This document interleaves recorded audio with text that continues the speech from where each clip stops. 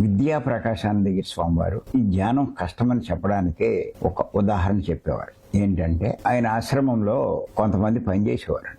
ఆయన వాళ్ళని పిలిచి ఏం చెప్పారంటే, ఒరే బాబు, మీరు ఈ రోజు ఏం పని చేయక్కర్లేదు, మీరు పని చేయకపోయినా మీ కూలి డబ్బులు నేను ఇచ్చేస్తాను, మీరు చేయవలసింది ఏంటంటే 1 గంట చెప్పినట్టు మీరు కూర్చోవడమే, ఇంకేం లేదు, పని కూడా ఏం లేదు అని చెప్పారంట.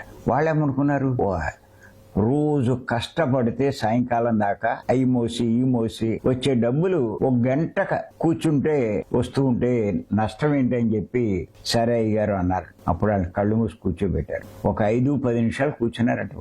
వాళ్ళ తరం కాలేదండి. అప్పుడు వాళ్ళంతా కళ్ళు తెరిచి ఆయన కాళ్ళ మీద పడి ఆయనతో అన్నారంట, మీరు డబ్బులు ఇవ్వకపోయినా పర్లేదు, ఊరికేనైనా మేము పని చేస్తాం, కానీ ఈ పని మటుకు మా వల్ల కాదన్నారు. అంటే దాన్ని బట్టి అర్థం చేసుకోండి ఎంత కష్టమో. కాబట్టి మీరైనా ట్రై చేయండి. ఇప్పుడున్న కూలీ 500 ఉన్నవ్వండి, 600 ఉన్నవ్వండి, 700 ఉన్నవ్వండి, ఇస్తాను, భోజనం కూడా పెడతాను, ధ్యానంలో కూర్చో అన్నాడు. కూర్చోండి. అంటే దాన్ని బట్టి అర్థం చేసుకోండి. మీకు కావాలంటే మీరు గమనించండి. ధ్యానంలో పత్రి గారు చెప్తూ ఉంటారు. ఆయన ఏమంటారంటే, చాయ్ తాగినంత సులువు అంటారు. ఆయన మాట అంటే అలాగే అనిపిస్తుంది. ఇంకా ఎంత తేలిగ్గా చెప్తారు అంటే అసలు ఏ కండిషన్ లేకుండా తీశారు. ఒకటే మాట చెప్పారు ఆయన, స్థిర సుఖ ఆసనం అన్నారు.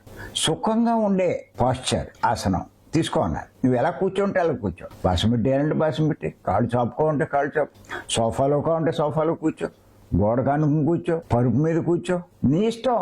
నువ్వేమీ శరీరాన్ని కష్టపడక్కల్లా, నిఠారుగా ఉండాలనేమి లేదు అని శుభ్రంగా చెప్పారు ఆయన. ఊరికే కళ్ళు మూసుకో, శ్వాసను గమనించు, అంతే అన్నారు ఆయన. చూసేవాళ్ళకి చాలా తేలిగ్గా కనిపిస్తుందండి. ఇంతేనా? లాభాలు చూస్తే చాంతాడు ఉంటాయి.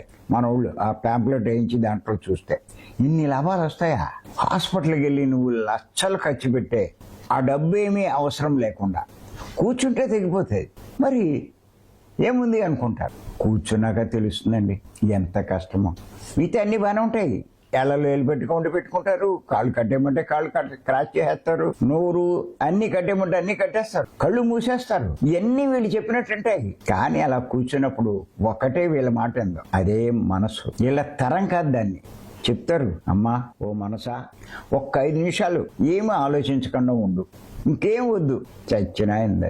ఎంత కష్టం అంటే అంత కష్టం. మీరు గమనించండి, ఎంతోమందిని చూస్తే ఎన్ని నొప్పులండి, ఎన్ని ఇబ్బందులండి అది అంటారు. అందుకే పత్రికారు అంటారు, సహనమే ప్రగతి. సాధన చేసే వాళ్ళకి చెప్పిన గొప్ప సూత్రం ఏంటంటే, సహనమే ప్రగతి.